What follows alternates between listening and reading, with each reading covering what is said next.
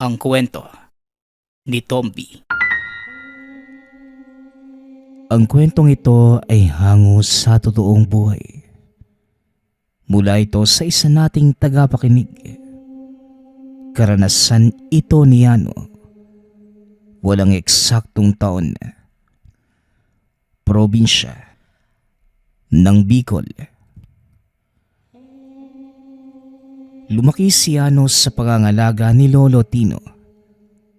Silang dalawa na lamang ang magkasama sa buhay. At ang pagsasaka ang hanap buhay ng dalawa. Saging at kamote ang pangunahing pananim na madalas hinahanap ng mga suki sa merkado. At sa lawak ng taniman, may namumukod tanging puno na naiiba sa lahat. Ito pa lamang din ang unang beses na nakakita ng ganong klase ng saging ang binata. Malaki ang buwig at ang mismong prutas. Kulay lila na bahagyang mapupula ang balat. Sa tuwing mapapadaan sa bahaging kinalalagyan nito, hindi maiwasang mapatingala. Boradong saging ang tawag dyan na po. Napansin ko kapag nadaan ka rito titigil ka tititig sa puno. May nakikita ka ba? Tanong ni Lolo Tino. Wala naman ho, Lolo. Naihiwagaan lang po ko . Hindi ko alam na may ganitong klase pala ng saging. Nakatikim ka na ba ng ganitong prutas, Lo? Tanong ni Yano. Oo naman na po. Isang beses. Noong nabubuhay pa yung kumpare kong nagbigay. Kagaya pa rin naman ng ordinaryong saging na nakakain natin sa araw-araw. Pero alam mo ba kung ano ang pinakahihintay ko sa punong yan?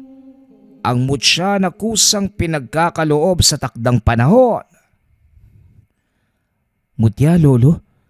Ano pong klase yun? Klase ba yan ng swerte? Hindi. Batang ito talaga. Kapag sinabing mutya, tumutukoy sa malakas na sandatang panlaban sa mga aswang, engkanto at iba pang masasamang elemento sa paligid, katulad ng anting-anting ambisa, kung pamilyar ka roon. Anting-anting lang pala . Paano naman magkakaroon ng mutya ng puno ng saging? May maglalagay po ba na antingero? Hindi. Ito ang tinatawag na biyaya ng kalikasan. Kusang magbibigay pagsapit ng tamang oras. Huwag ka na nga masyadong maraming tanong. Hintayin na lang natin ang araw na yon.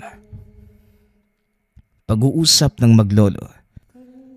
Natawa na lamang si Yano sa usapan nila ni Lolo Tino. Napatitig sa puno ng saging. Napailing na lamang sa sinabi na matanda. Pagsapit ng hapon, natapos din ang pagtatabas ng damo. Nagpapahinga sa duyan. Nang matanaw ang isang lalaki sa hindi kalayuan. Dali-daling sinita. Dahil isa-isang sinisira ang mga saha. Tumigil ito ngunit binantaan si Yano. Hindi makapaniwala dahil sa layo ng distansya. Umabot sa kanya ang pagbato. Pinuntahan ng hindi makatiis. Ngunit pagkalapit doon sa binata, kagad siyang kinagat sabay karipas ng takbo. Hindi na rin hinabol ng matanaw si Lolo Tino.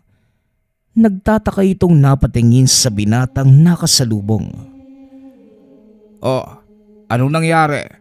Nagmamadali ako sa pagparito dahil dinig na dinig yung boses mo kakasigaw. Sino ba yung batang yon? Tanong ni Lolo Tino. Ewan ko, Lolo. Basta ang alam ko, kinagat ako ng taong yun . Bigla ba namang winasak yung mga saha? Tapos sinita ko. Nang bato ba naman? Nilapitan ko nga para kausapin kaso nangagat naman. Tugon ni Yano. Baka natakot sa dating mo. Kilala pa naman kita. Yang ugali mo, nagmumukhang tigre kapag may kaunting ano sa paligid. Hayaan mo na, tutubo pa naman yung mga sahang ito. Umuwi ka na lang sa bahay para magamot yung sugat mo. Masyadong nagdurugo eh. Wika ni Lolo Tino. Napapabuntong hininga na lamang si Yano habang tinatanaw ang dinaanan ng binata kanina. Nakita niya ito, nakatingin, nakipagtitigan ng ilang sandali bago tuluyang umalis. Napailing na lamang si Yano. Nagdikdik ng malunggay. Ang katas nito ang ginawang gamot. Napadaing sa labis na kirot. Matagal bago tumigil ang pagdurugo ng sugat ni Yano. Rumehistro ang iilang ngipin sa balat. Habang nakatitig kinilabutan sa hindi malamang dahilan, nilagyan din ito ng iba pang gamot pagdating ni Lolo Tino. Ilang araw ang lumipas. Nang tanggalin ni Yano ang benda ay walang nagbago. Sariwa pa rin ang sugat. Lumapit ito kay Lolo Tino para magtanong. Kahit ang matanda, nagtataka kung paanong hindi ito gumaling. Nako, hindi yata epektibo ang gamot natin ha. Pumunta ka kaya kay paring Raul. Ipasuri mo sa kanya ang sugat na yan. Pagkatapos, pakisabi 3 bangkat ng kamote ang may hahatid sa tindahan niya bukas ng hapon. Ang saging naman, sa susunod na araw pa. Wika ni Lolo Tino. Lolo, bata po kaya yun? Hindi naman ganito yung resulta kapag bata lang yung kumagat eh. Tignan yung maigi oh. Tugon ni Yano. Hindi pinapansin ang utos na matanda. Kaya nga ang sinabi ko sa'yo, pumunta ka kay paring Raul. Manggagamot yon. Siya ang makakasagot sa lahat ng katanungan mo. Huwag mo rin palang kalimutan yung... Hoy! Itong batang to, nagsasalita pa ako eh. Wika ni Lolo Tino.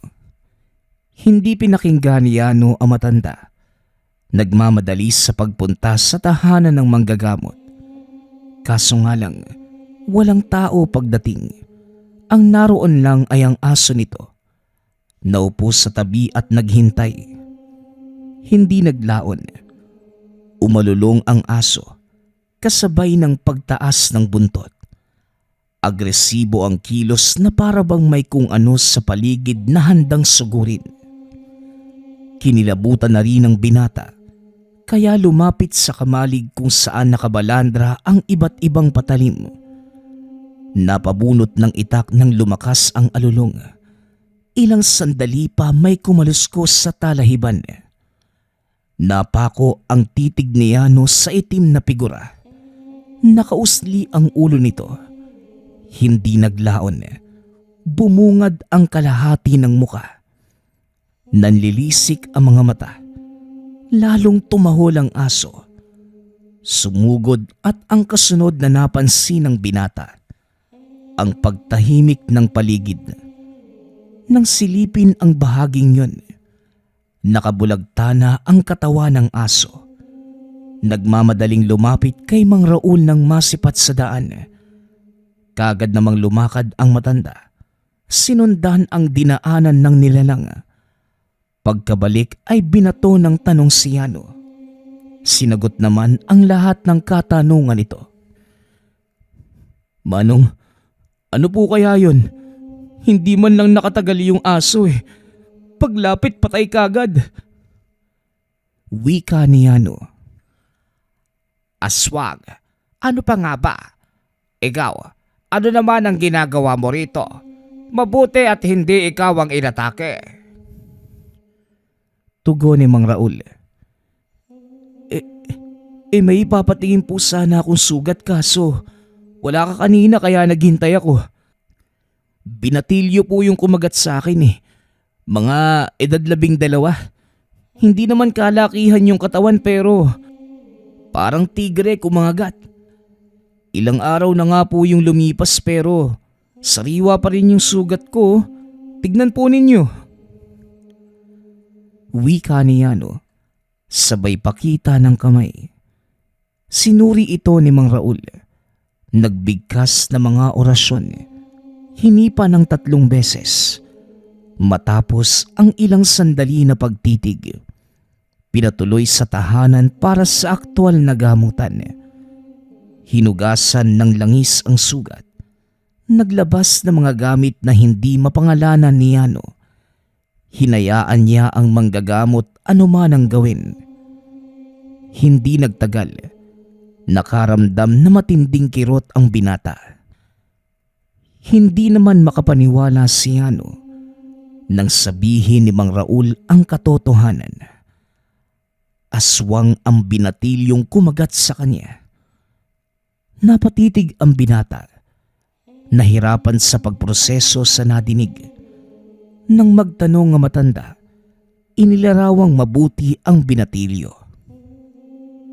Nang sandaling yun, normal lang naman lahat ng kilos ng lalaki. Tipikal na galaw ng taong galit. Nagwawala, masama ang titig. Walang napansin na amoy katulad ng tanong ni Mang Raul o kahit ang nakakakilabot na hangin. Pambihira ka naman, Yano. Hindi mo man lang nasagot yung mga katanungan ko. Sigurado ka bang wala ka talagang napansin? Hindi bale na. Baka napadaan lang yon. Bibigyan kita ng langis. Huwag mong kaliligtaang gamutin ang sugat mo araw-araw. Tuwing hapon naman, kailangan mong pausukan ang kamangyan. Bumalik ka sa susunod na araw para sa muling pagsusuri. Maging maingat ka rin sa iyong paligid. Wika ni Mang Raul. Umuwi si Yano dala ang mga gamot. Habang naglalakad sa daan, napansin ang pag-alingasaw sa paligid. Hindi alintana dahil dumaan sa tambakan ng basura. Ngunit pagdating sa unahan, nagulat ng masipat ang binatilyo. Ngunit sa puntong yun, magaan ang pakikitungo. Nakangiting lumapit sa kanya. Nag-alay pa ng pagkain na nakabalot sa dahon ng saging. Hindi nagsasalita. Inilapag lamang sa lupa at saka dahan-dahang umalis. Akala mo yata mauuto ko sa ganyan, ano? Aswang ka. Hindi mababayaran ng pagkain yung ginawa mo sa akin. Wika ni Yano sa sarili. Dinampot ng binata saka binalibag. Saktong tumama sa ulo ng binatilyo. Sa puntong ito, kinilabutan ang binata sa titig. Matalim na parabang tatagos sa buto. Hindi naglaon. Nawala bigla at lumitaw sa likuran. Sumugod, nanakit at nanakal. Nanlaban si Yano dahilan para dumausdos pababa ng burol. Mabilis na sumunod ang binatilyo. Ngunit sa pagkakataong ito, may tumagos na patalim sa katawan at nang sulya pa ng likuran. Naroon si Mang Raul. Ang matanda naman ngayon ang sinugod ngunit hindi nakatagal. Matapos ang ilang beses na saksak at pagsambit ng orasyon, tuluyan itong bumulagta. Pag-alis mo sa bahay, kinutuban ako sa ihip ng hangin. Mabuti na lang sinundan kita dahil kung hindi, malamang naging hapunan ka na.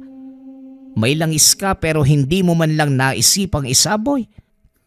Ito ang binatilyong kumagat sa'yo, ano?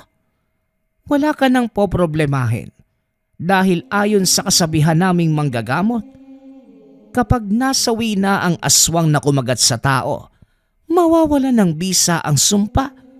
Tinanggal ko na rin naman kanina noong ginamot kita. Pagpapaliwanag ni Mang Raul. Sinamahan si Yano pauwi ng matanda. Takip-silim na rin ang mga oras na yon nang sandaling napadaan sa sagingan kung saan nakatirik ang puno ng saging ng morado.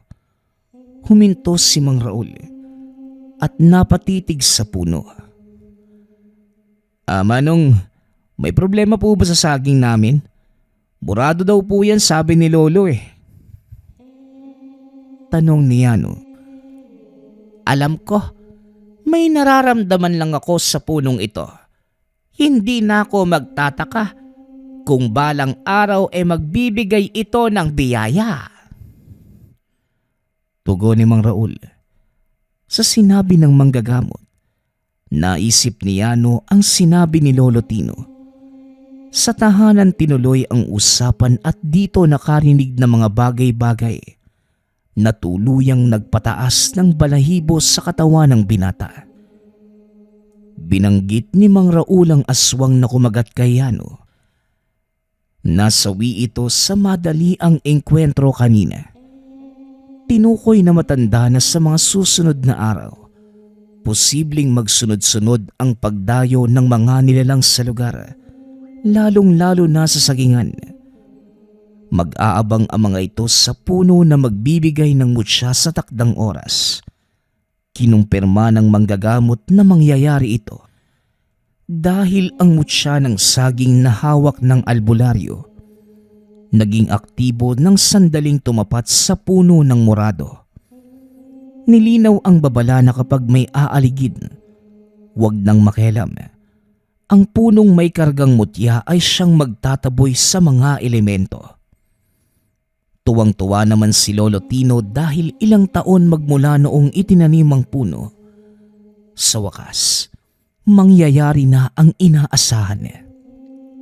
Naging kapanapanabik nang sabihin ito ang pangalan ng kumpare na nagbigay ng saha. Si Mang Densyo, ang kilalang manunugis sa probinsya.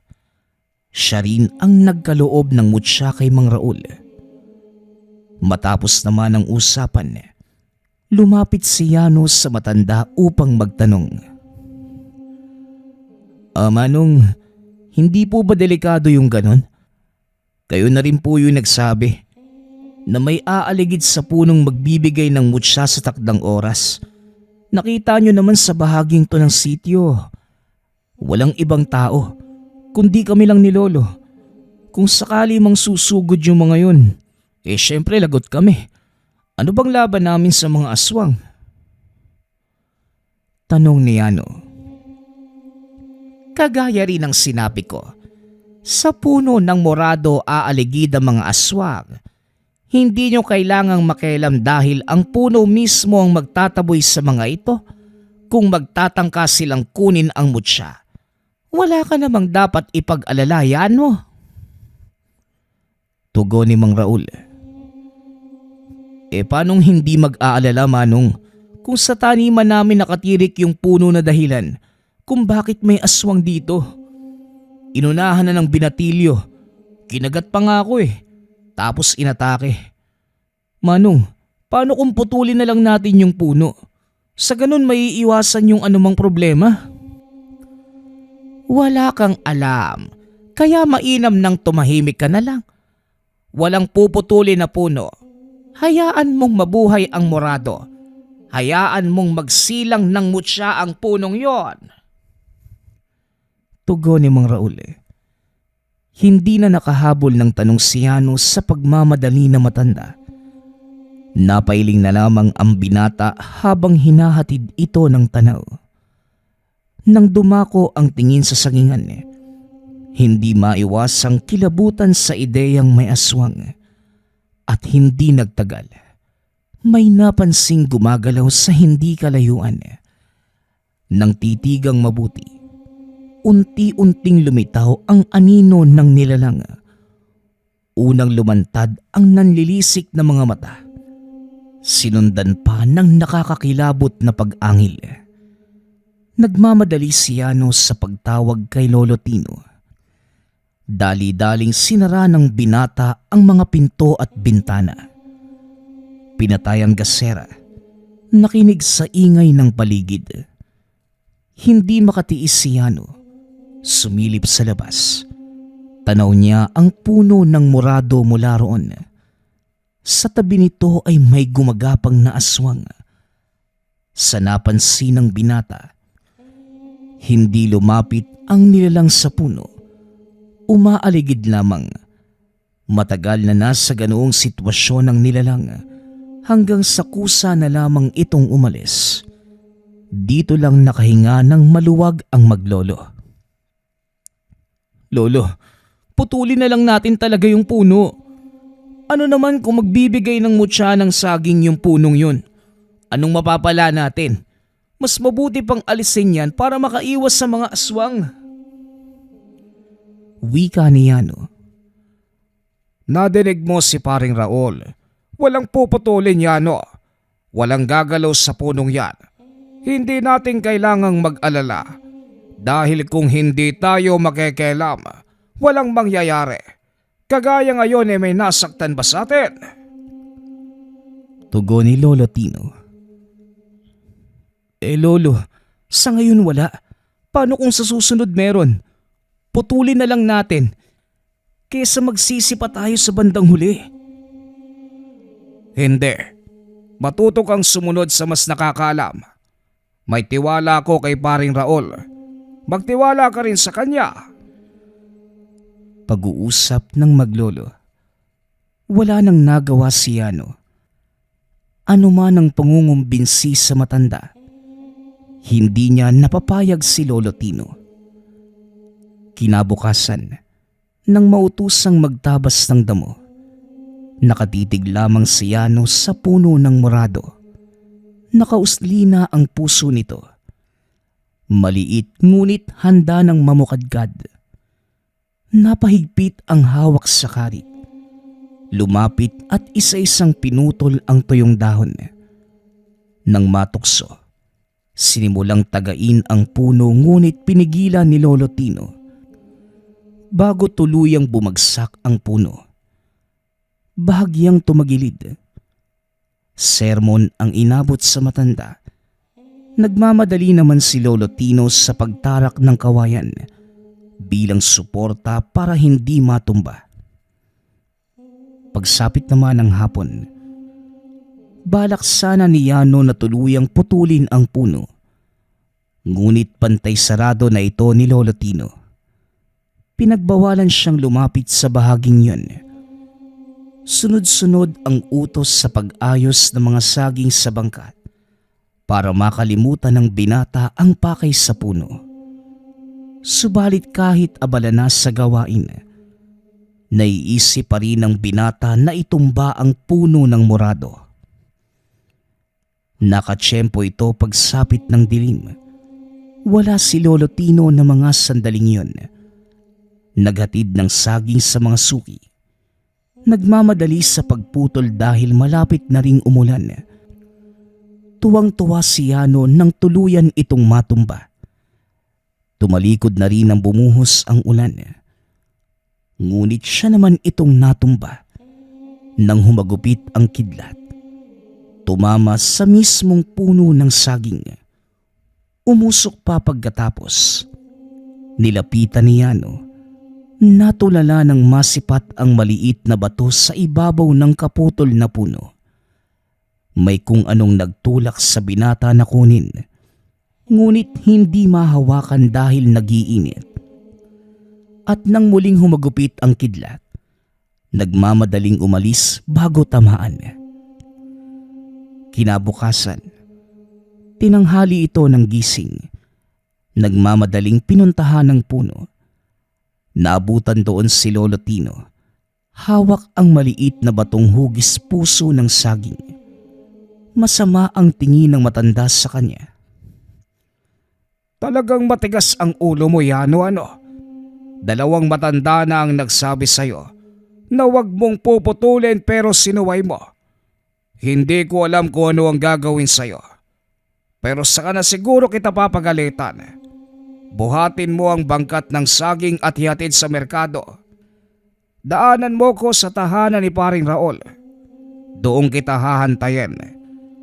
Bilisan mo ang pagkilos. Wika ni Lolo Tino. Sinunod ni Yano ang utos na matanda. Matapos sa merkado, dumiretso ito sa bahay ni Mang Raul. Papasok pa lamang, sasabog na ang dibdib sa kaba. Naabutan ang dalawang matandang nag-uusap. Nakinig lamang siya hanggang sa sumenya si Lolo Tino. Pinaliwanag ni Mang Raul ang mutya. Maraming sinabi tungkol sa bisa, mga kakayahan, at sa mga aling nilalang mas epektibong gamitin. Sa dami ng mga nabanggit, hindi natandaan ni Yano ang lahat. Ang malinaw lamang sa kanya na mga sandaling yun, nagpapagaling ito ng sugat. Tinanggal ang benda sa kamay. Nakita ang sugat na unti-unting naghilom. Kaya magmula ng sandaling yun, nagbago ang pakikitungo nito sa mutya. Matapos naman ang pag-uusap, pinauwi na ito ni Lolo Tino. Pagkalabas ng tahanan, nasipat ni Yano ang isang lalaki sa hindi kalayuan. Kahina-hinala ang pagkilos. Lalapitan sana para magtanong, subalit nagmamadali itong umalis. Bumalik ang binata sa loob para magbigay babala, ngunit pasimpleng sumagot si Mang Raul. Nahayaan na lamang dahil inaasahan na niya ang pagdalaw ng mga aswang. Napabuntong hininga na lamang si Yano.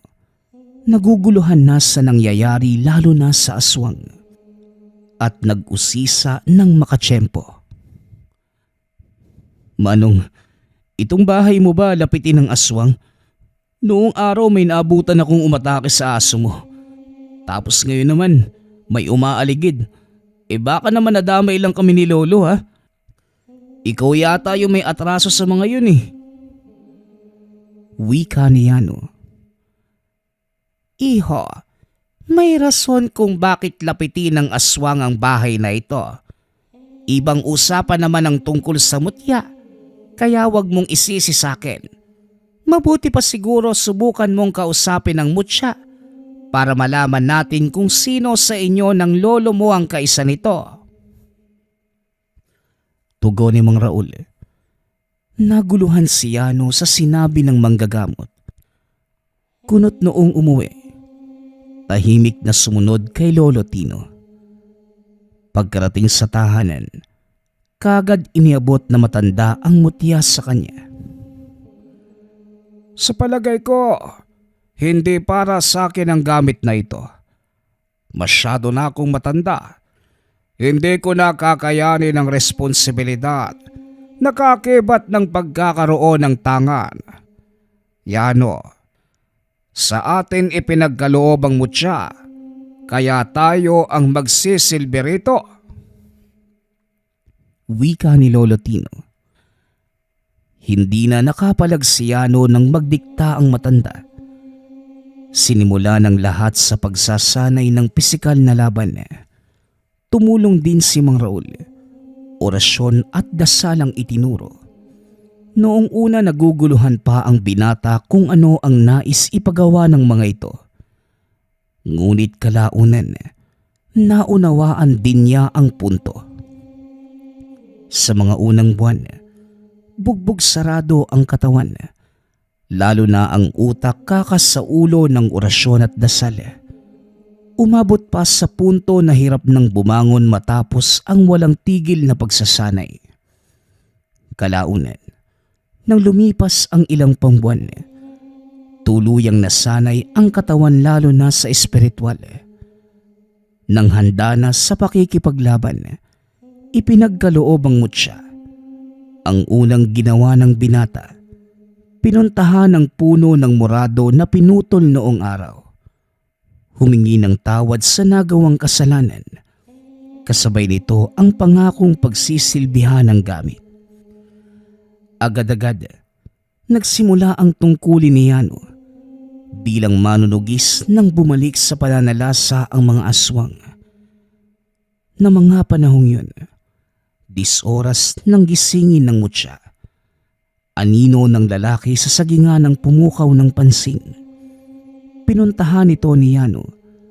Umatras ito pagkakita sa kanya. Kahit tao lamang ang kaharap, hindi may kakaila ang tinatagong katauhan. Kaya inunahan na ito ng binata. Magandang gabi po, Manong. Anong ginagawa niyo sa sagingan namin? Bibili po ba kayo? Tanong ni Yano. Oo, napadaan na lang din naman ako. Tumingin na rin. Magkano ba ang isang buweg? Tanong ng lalaki. Depende po sa pakay nyo manong eh. Kung malaki ang sadya nyo rito, malaki din ang kabayaran. Tugon ng binata. Tumigas ang muka ng lalaki. Hindi inaasahan na mahuhula ang kagad ng binata ang sadya. Subalit taas no pa rin itong nagbanta. Aba, hindi ko inaasahan na makikita ko ang anak ko na wala ng buhay.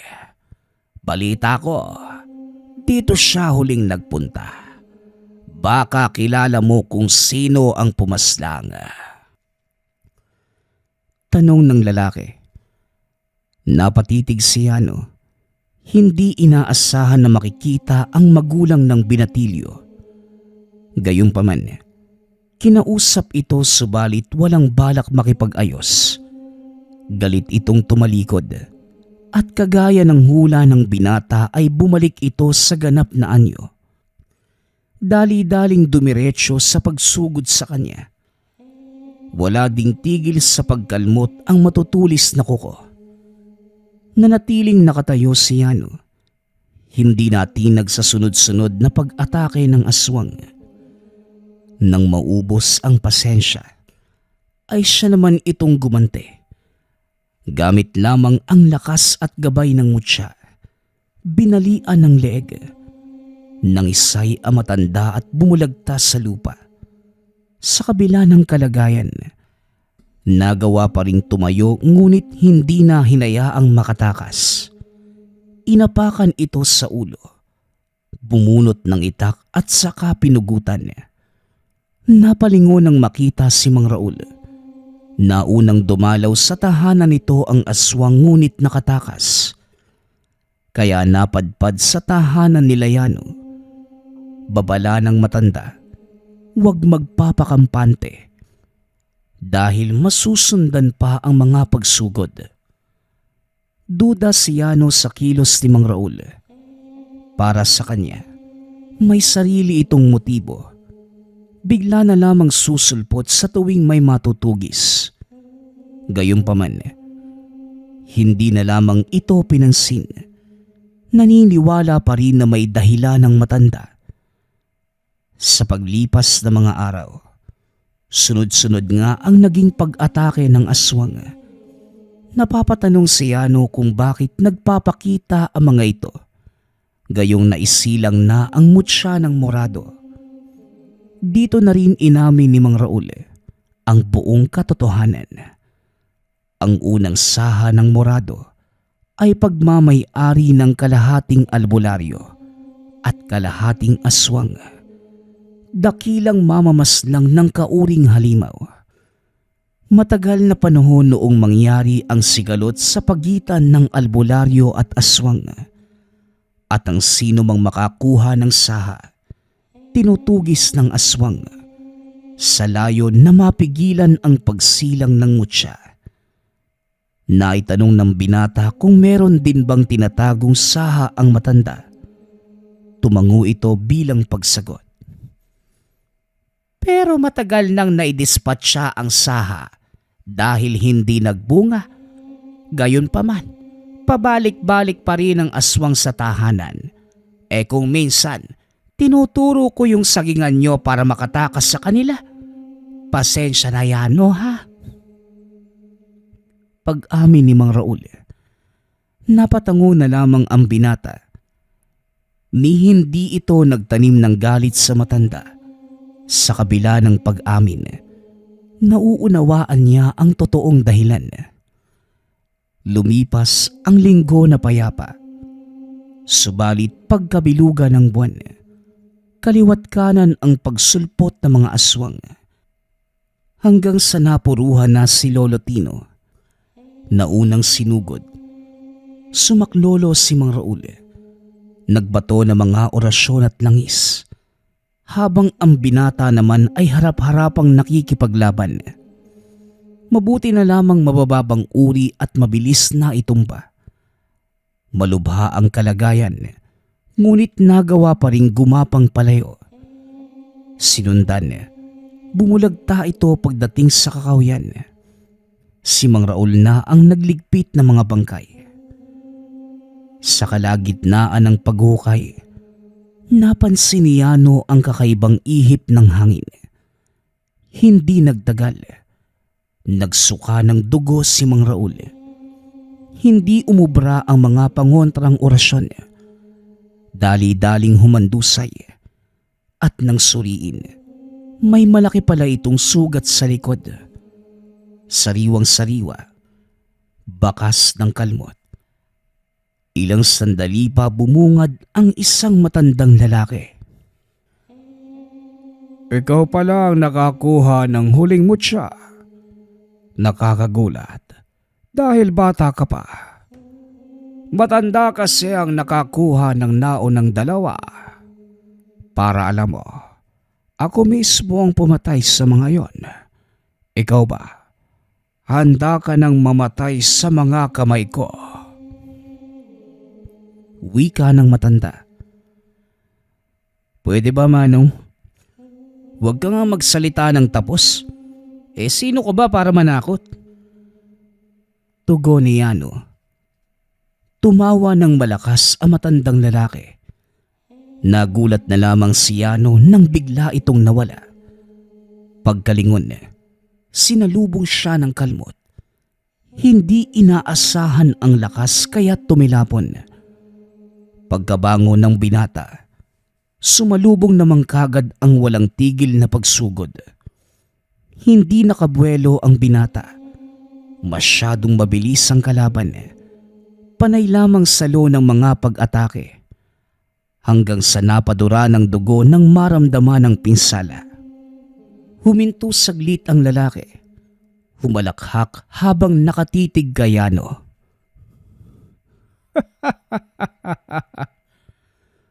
Wala kang pinagkaiba sa mga nauna. Mga mahihina. Ganyan din sila. Kunwari naglalakas-lakasan.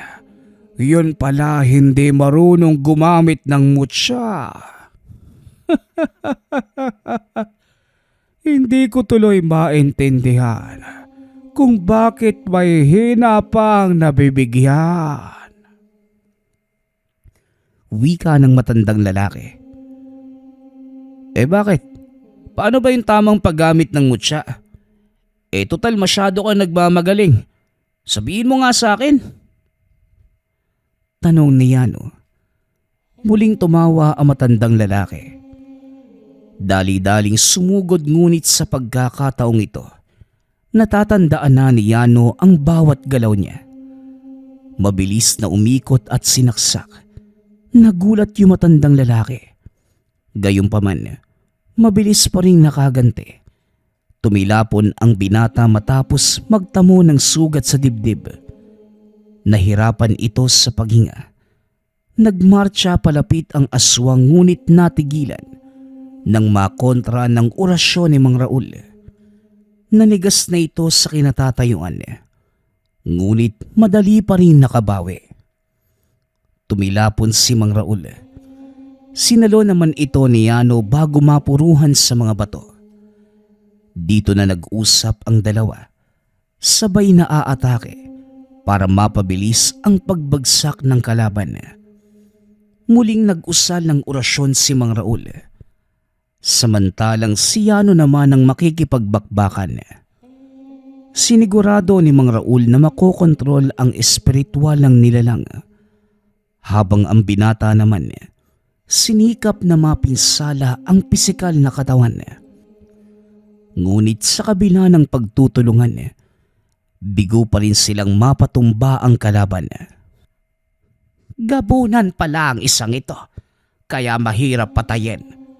Huwag kang mawawala ng pag-asa. Mahahanap din natin ang kahinaan ng isang yan. Sumugod ka lang at ako nang bahalang magritual. Wika ni Mang Raul. Muling sumugod ang binata. Sa puntong ito, Binilisan ang galaw hanggang sa nagagawang sabayan ang kilos ng kalaban. Ginamit ni Yano ang punyal na iniabot sa kanya ni Mang Raul. At nang dumaplis ang katawan, mapapansin ang lihim na pagdaing ng halimaw hanggang sa sumenyas sa matanda na itaas pa ang depensa upang makalaban ng husto. Ibinaling ni Mang Raul ang orasyon. Si Yano ang kinargahan. Sa puntong ito nahigitan ng binata ang kalaban. Dumoble ang lakas dahilan para unti-unting maitumba ang aswang. At nang makabuelong mabuti, direkta sa puso ang pagsaksak. Tumigil lamang si Yano nang tuluyang malagutan ito ng paghinga. Hingal na tumabi si Yano. Patuloy naman sa pag-oorasyon si Mang Raul upang masigurado ang katapusan ng aswang. Sa pagkakatanda ni Mang Raul, ito ang pinuno ng aswang na tumutugis sa nakakakuha ng saha ng morado.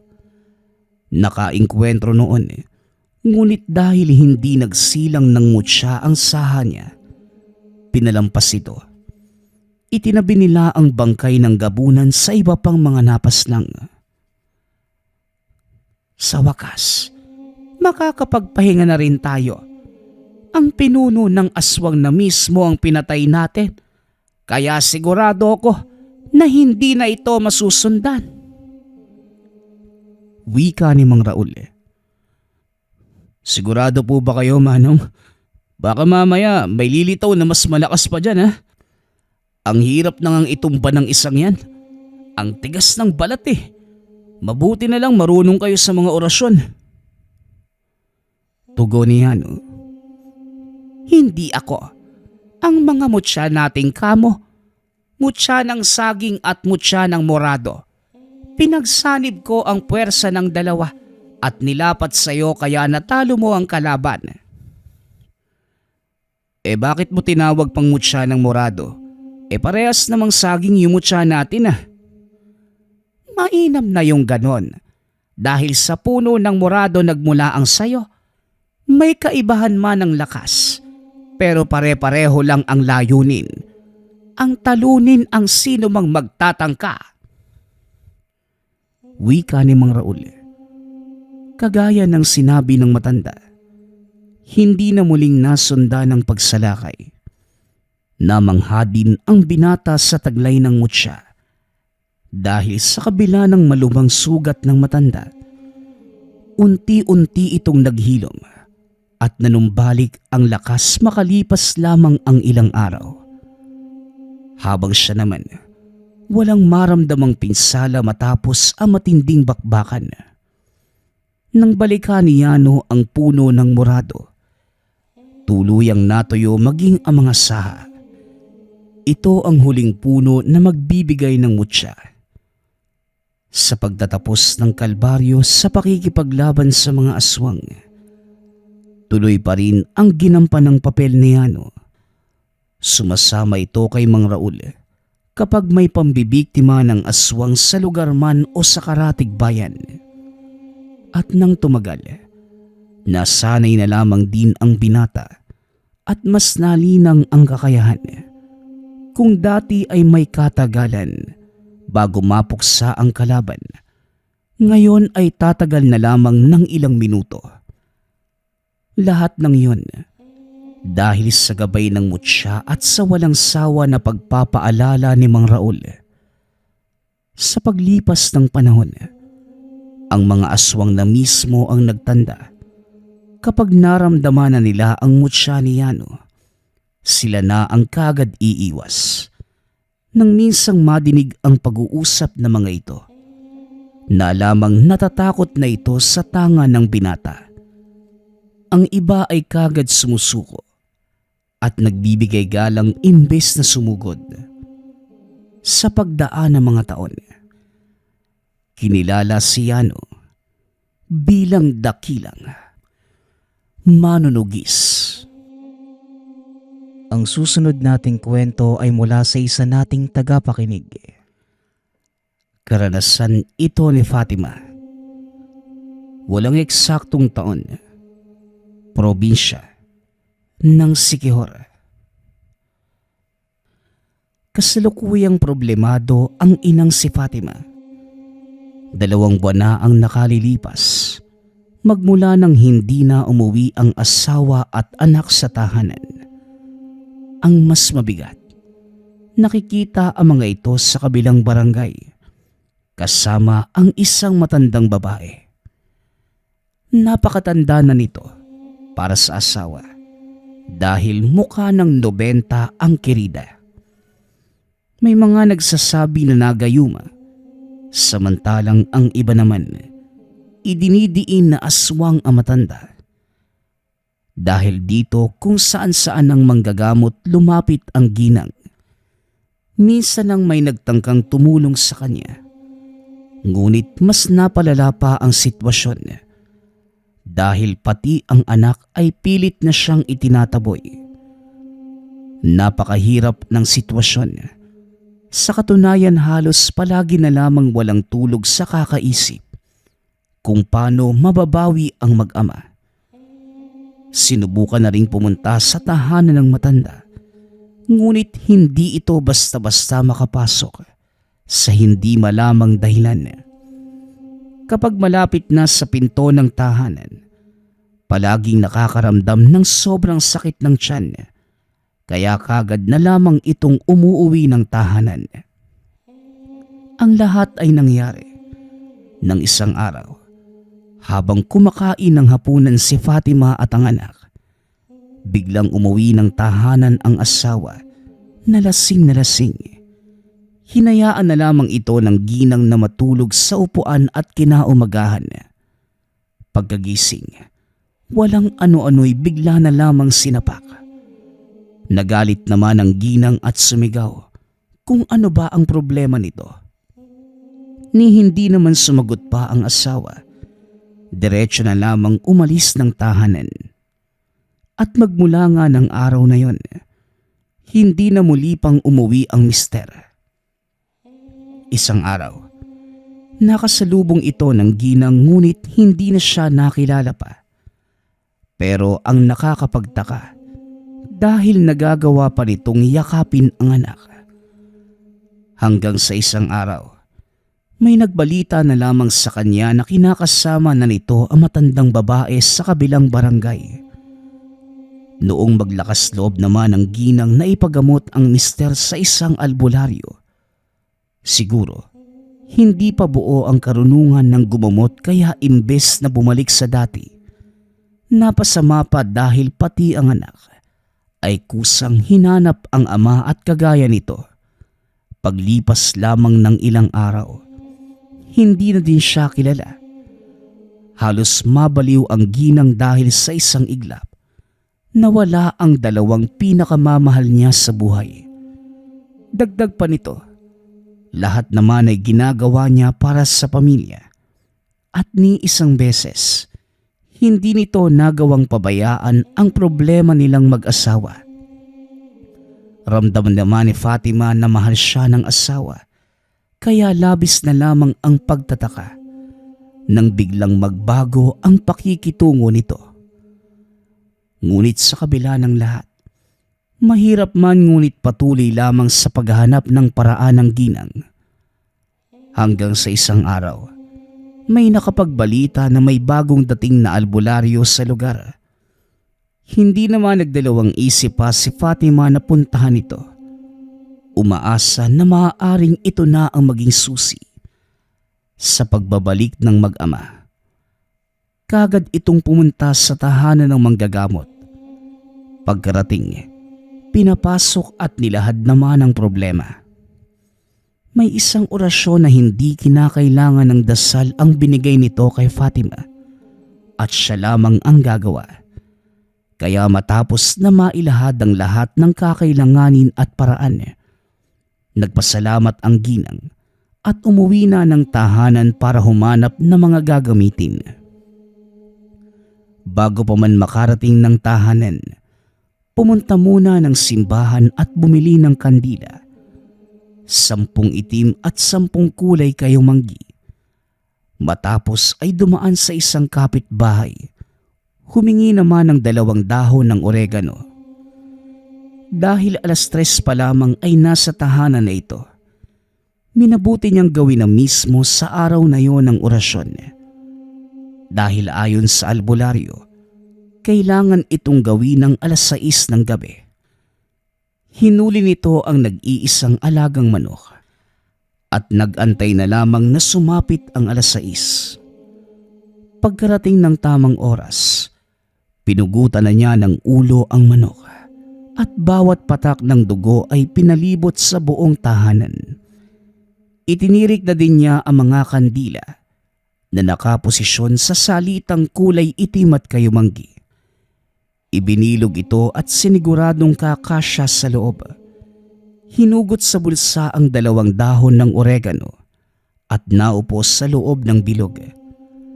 Dahan-dahang pinataka ng kandila ang dahon ng 3 beses. Halos nanginginig na si Fatima dahil kapag lumampas sa 3, buhay niya ang mababawasan. Nahiga ito at inibabaw sa nakapikit na mga mata ang 2 oregano. Sa puntong yun, kinakailangan niyang makatulog. Ngunit nahirapan si Fatima dahil sa kung ano-ano ang pumapasok sa isipan.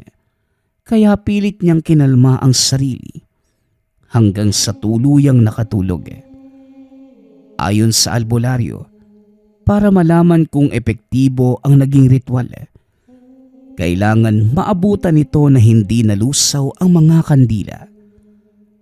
Umaga na nang magising ang ginang at nanlaki ang mga mata nang makitang lusaw lahat ng kandila. Dahil dito, kagad itong napatakbo sa tahanan ng albularyo. Nakita niyang nagwawalis ito ng bakuran, kaya kagad siyang lumapit. Habang naghahabol ng hininga, pilit nitong tinatanong kung bakit nalusaw ang mga kandila. Isa lang ang ibig sabihin niyan. Hindi natin nagawang labanan ng nilalang na may gawa ng gayuma. Nakakasigurado ko na mas mataas ang karunungan nito kesa sa akin. Maaring isang tao o kaya naman mas malaki ang tsansa na isa itong kampo ng kadiliman. Sa puntong ito, marami man akong nalalaman sa panggagamot, ngunit hindi ko may tatanggi na mas malakas talaga ang may gawa nito sa asawa at anak mo. Pagpapaliwanag ng albularyo, napaluha na lamang ang ginang dahil sa pagod na itong maghanap ng solusyon at hindi na rin alam kung ano pa ang pwedeng magawa para mabawi ang mag-ama o kahit ang anak na lamang. Walang ano-ano napatanong ito kung ano ang pwedeng makatalo sa nilalang. Tumugon naman ang manggagamot. Ang tanging paraan para manalo ay ang mataas at kumpletong karunungan kesa sa kalaban. Sa hindi malamang dahilan, biglang sinabi ng ginang na siya mismo ang mag-aaral para malabanan ito. Natawa naman ang matanda nung una. Pinauwi na muna ang ginang para makapag-isip. Pagkarating sa tahanan, ramdam nito sa buong katawan ang pagnanais na mapag-aralan ang sinasabi ng albularyo. Sa buong maghapon, wala na itong ibang inisip, kundi kalabanin ang nilalang na kumuha sa mag-ama. Kinaumagahan, bumalik ito sa albularyo para ipakitang desidido na sa naging pasya. Matagal ang naging pag-uusap ng dalawa dahil sa nilahad ng albularyo ang lahat ng pwedeng mangyari sa pag-aaral para maging isang manggagamot. Lahat ng iyon ay buong pusong tinanggap ni Fatima at dahil dito, nakumbinsi na din ng matanda. Maagang umuwi ang ginang para makapaghanda sa paglisan sa lugar kinabukasan. Ayon sa albularyo, dahil sa napakataas ng gusto nitong abutin sa larangan ng panggagamot, kinakailangan niya ng tulong ng dalubhas ang albularyo na matatagpuan pa sa karatig probinsya. Nang sumunod na araw, naglakbay na ang dalawa papunta sa sinasabing dalubhasang albularyo. At kahit dalawang matandang lalaki ang kasama, naging komportable naman si Fatima dahil parang anak ang pagtrato ng mga ito sa kanya. 2 taon ang iginugol nito sa pag-aaral. Paulit-ulit itong pinapaalalahanan ng maestro na karanasan ang naghuhulma upang mas maging magaling na manggagamot. Nakatatak ito sa isipan ng ginang, ngunit iba talaga ang dedikasyong pinapamalas nito. Natutuwa ang dalawang matanda sa pagsisikap nito dahil sa loob ng mahabang panahon, naging disiplinado si Fatima at madali ding nakakabisado ang mga inaaral. Pagsapit naman ng takdang oras, nakakaharapin na ang nilalang. Kasama nitong bumalik sa lugarang albularyo at sa pagkakataong yun, doble na ang lakas ng loob na meron si Fatima. Pagka-uwi sa tahanan, natulala ito dahil napakatagal na at napakadami nang nangyari. Ngunit hindi pa din nakakabalik sa dati na puro halakhak ng mag-ama ang madidinig. Isang gabi, pumunta ang ginang sa kabilang barangay kung saan naninirahan ang mag-ama kasama ang nilalang. Nang makarating sa tahanan nito, walang ano-ano'y itinulak ang pinto at sa pagkakataong yun, nakapasok na ang ginang dahil sa tanga nitong mga agimat sa katawan. Ngunit wala na itong naabutan sa loob. Naglibot-libot lamang ito hanggang sa naramdaman ang mabigat na presensya. Napalingon ito at nakita ang matandang babae. Nanlilisik ang mga mapupulang mga mata. At dahil ito na ang pinakahihintay na pagkakataon ni Fatima, nagbanggit ito ng mga usal, hinawakan ang isang mutya na nakasabit sa leeg at inumpisahan ang orasyon. Umatungal naman ng napakalakas ang nilalang at tumakbo palabas ng tahanan. Sa sobrang galit, sinundan ito ng ginang para tuluyang patayin. Sa pagtakbo, nakasalubong niya ang mag-ama. Dito napahinto ang ginang at biglang tumulo ang luha. Nang akmang yayakapin sana ang anak, naramdaman niyang hindi na normal na tao ang binata. Kaya naman tinitigan na lamang ito. Bigla namang sumugod ang tatay at nagtangkang ibaon ang mga kuko sa dibdib ng ginang. Ngunit hindi tuluyang nakalapit dahil sa mga pangontra nito. Hindi na nagawa pang gumamit ng anumang orasyon dahil napakalambot ng puso niya pagdating sa pamilya. Hindi na nakakilala pa ang asawa, kaya umatake muli ito at napatumba ang ginang. Sa puntong yun, batid niya na malakas ang puwersang tanga ng asawa. Kaya naman lakas loob niyang inumpisahan ng pag-oorasyon at kagaya ng sa matandang babae, biglang umatungal at tumakbo papalayo. Naiwan sa harapan ng anak na nakatitig sa kawalan. May dasal na binanggit ang ginang, dahilan kung bakit nawalan ito ng malay. Sinamantalayo ng ina para buhatin ang anak at mabilis na maglakad pauwi ng tahanan. Pinaupo niya ang binata sa bakuran. Inumpisahan ang orasyon sa pagbawi sa kaluluwa. Tumagal ng 2 oras ang gamutan at nang matapos, nagising ang anak at may niluwang itim na likido na parang galing sa kanal. Dito niya napag-alaman na namarkahan na ito ng nilalang bilang magmamana sa lahi kung sakaling mamatay. Ilang minuto lang ay umiyak ang binata na parang bagong silang na sanggol. Niyakap ang ina at kinausap. Sa pagkakataong yun, Alam niyang nakabalik na ang kaluluwa ng binata dahil nakilala na siya at dito silang namuhay ng normal na magkasama. Lumipas ang ilang buwan, wala nang naging balita pa sa asawa at sa nilalang. May mga nakapagsabi na bigla na itong naglaho sa lugar. Hindi na nag-abala pa ang ginang na hanapin ang asawa dahil batid niya na tuluyan ng umanib sa lahi ng nilalang. Samantala sa tulong ng anak, nakapagtayo ito sa tahanan ng isang kwarto na pinagdadausan ng panggagamot. Hindi nagtagal, naging isang sikat na manggagamot si Fatima dahil sa lahat ng pasyente nitong napapagaling. May mga nagsasabi na isa ng dalubhasang manggagamot si Fatima. Napapangiti na lamang ito dahil lingid sa kaalaman ng lahat ang pinagdaanan bago pa man makarating sa ganitong uri ng pamumuhay. Dahil isa itong babae, hindi mawala sa lipunan ang mga pangungutya na peke lamang ito dahil lalaki lamang ang nagiging albularyo. Ngunit hindi ito naging hadlang sa layunin ng ginang na makagamot. Ayon dito, siguro ang naging karanasan ay paraan ng itaas para mahanap ang totoong misyon sa buhay.